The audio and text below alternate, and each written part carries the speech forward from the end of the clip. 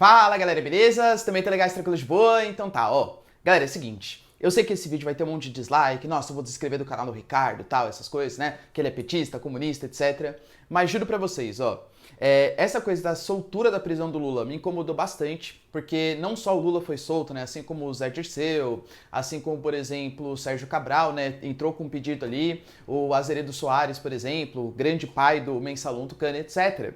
Mas eu fui pesquisar um pouquinho mais. Falei, poxa, mas como assim? O STF ele seria tão cara de pau assim, de deixar impune? O STF realmente é a vergonha nacional, que nem foi levantada a hashtag aí?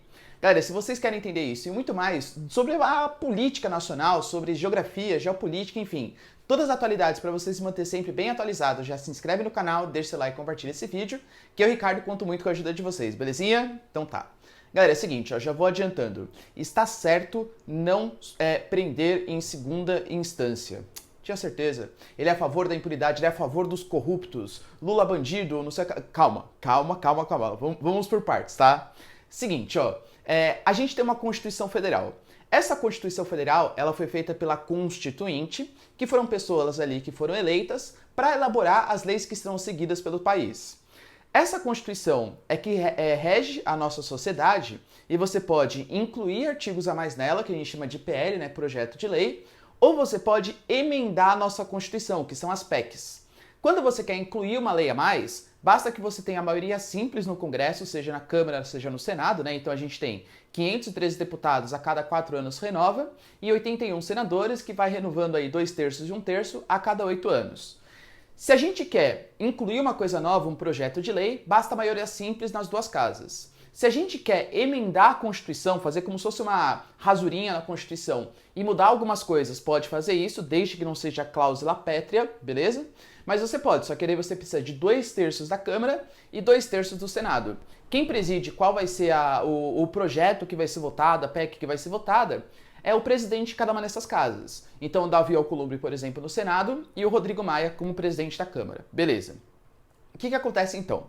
A gente tem o Poder Executivo, que é o responsável por executar essas leis, no caso o Executivo Federal é o presidente, e nós temos o Poder Judiciário, isso aqui é o importante para o vídeo, que ele é composto por 11 ministros, sendo que esses ministros, aí na minha concepção errada, eles são pessoas que são eleitas pelo presidente. Então o presidente, que é o chefe do Poder Executivo, que também é o chefe de governo e chefe de Estado, ele vai ser o responsável por mandar esses ministros, que vão ser os 11 guardiões da Constituição.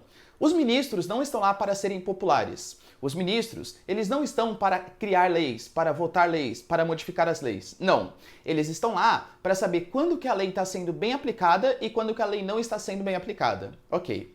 Existe um inciso no artigo da nossa Constituição, vou colocar aí para vocês, que diz: uma pessoa, ela tem presunção de inocência. Ou seja, a pessoa, não é que assim, eu falo que ela é culpada. Não. Se eu tô falando que ela é culpada, eu tenho que provar que ela é culpada, porque senão, imagina, né, eu falo que ela é culpada, a pessoa tem que provar que ela é inocente. Isso não existe, tá?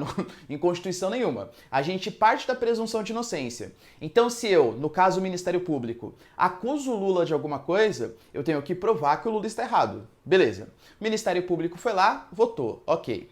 Tem um outro artigo da nossa Constituição que diz: toda pessoa só será considerada culpada após todo o trânsito em julgado. Isso está escrito na nossa Constituição, tá? O que seria o trânsito em julgado? Você vai lá, é acusado, primeira instância, um juiz, ele recorre, né, dessa primeira instância, aliás, o juiz ele condena, você pode recorrer. Quando você recorre, você vai para um colegiado. Esse colegiado formado por mais juízes, eles vão ver o que o juiz de primeira instância fez, para saber se ele vai aumentar a pena, se vai reduzir a pena, se está certo, se está errado, etc.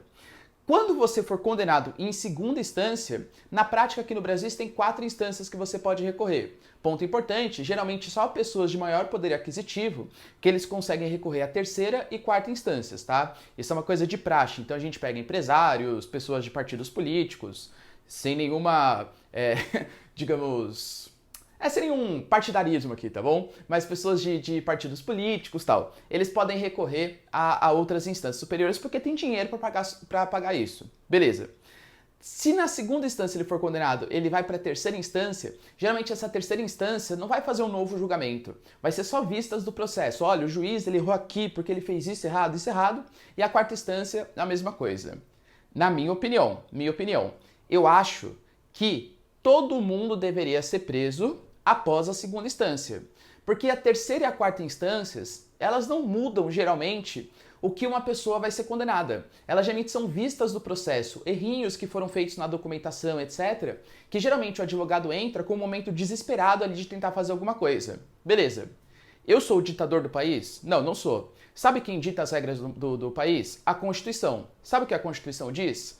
Toda pessoa só pode ser presa depois de todo o trânsito em julgado. Isso é o que diz a nossa Constituição.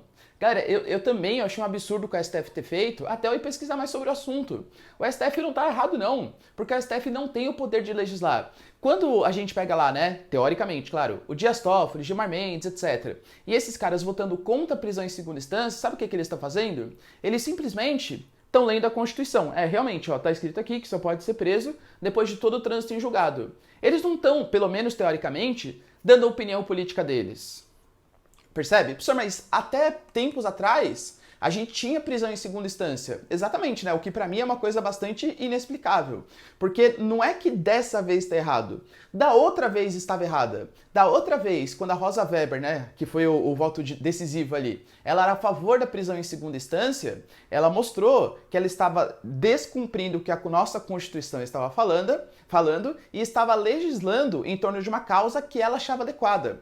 Mas esse não é o papel do Poder Judiciário. O Poder Judiciário, esses 11 ministros, eles não foram eleitos pelo povo. Se eles começarem a criar e votar leis, a gente vai ter 11 pessoas que não passaram pelo crivo do voto popular para ficar definindo as leis da nossa sociedade. A nossa Constituição, ela já é amplamente aberta, o que permite que o nosso Poder Judiciário tenha muito poder, porque ele pode interpretar de um jeito, ele pode interpretar de outro, e aí depende do humor dos 11 ministros, 6, né, porque se tiver maioria já faz, depende do humor de 6 pessoas que não passaram pelo crivo das urnas, ele vai mudar completamente a sua vida. Olha a insegurança jurídica que isso gera para o Brasil. Isso gera retração de investimentos estrangeiros, dificuldade de empreender aqui no Brasil. Cara, insegurança pra gente, tá bom?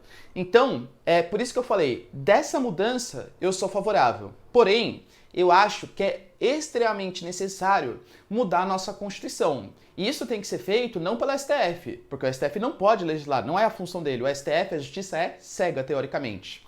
Isso tem que ser feito pelos nossos deputados e pelos nossos senadores. Eu sou a favor da prisão na segunda instância, mas isso tem que ser feito a partir de uma PEC, que é o que o nosso Congresso já está tentando fazer, né? Está tentando se mobilizar. A gente está tendo casos de obstruções de justiça, essas coisas, obstrução de pautas para serem votadas, até projeto de prisão em segunda instância ser colocado em pauta novamente, e eu particularmente defendo, porque eu acho que terceira e quarta instância só favorece a galera de colarinho branco, favorece a galera que pode pagar por isso, e é um favorecimento à impunidade, porque geralmente terceira e quarta instância também demora para ser julgado. Eu sempre dou o exemplo do Maluf, galera. Você imagina o Maluf. O Maluf, ele foi um cara que ele foi amplamente, pra quem não sabe, né, já foi governador de São Paulo e tal. Ele foi condenado né, ele foi acusado lá na década de 90. Ele foi preso ano passado. Demorou mais de 20 anos pro cara conseguir ter todo o trânsito em julgado, percebe? Então eu particularmente, galera, defendo essa atuação da STF. E tem um estranhamento aí. Por que o STF então deliberou há 3 anos atrás que era possível a prisão em segunda instância? Será que tinha a ver com alguma coisa relacionada ao Lula? Será que tinha alguma politicagem por trás? Galera, convenhamos, a gente não é hipócrita, a gente sabe disso, tá? Eu acho que os ministros da STF, eles se acham super poderosos. A gente vê o Alexandre de Moraes, por exemplo, ele não quis ser revistado, né, no aeroporto, como se ele fosse um semideus praticamente. A gente teve outras coisas, o Lewandowski, que deu voz de prisão pro cara do avião, só porque ele falou que o STF era vergonha nacional. Então a gente tem o nosso poder judiciário altamente antidemocrático, digamos assim. Mas dessa vez, e por interesses políticos, eles apenas cumpriram a Constituição. E é interessante a gente ver, né, que pouco a Bolsonaro tá condenando isso aí. O Flávio Bolsonaro, então, nem falou nada, né? Por que será?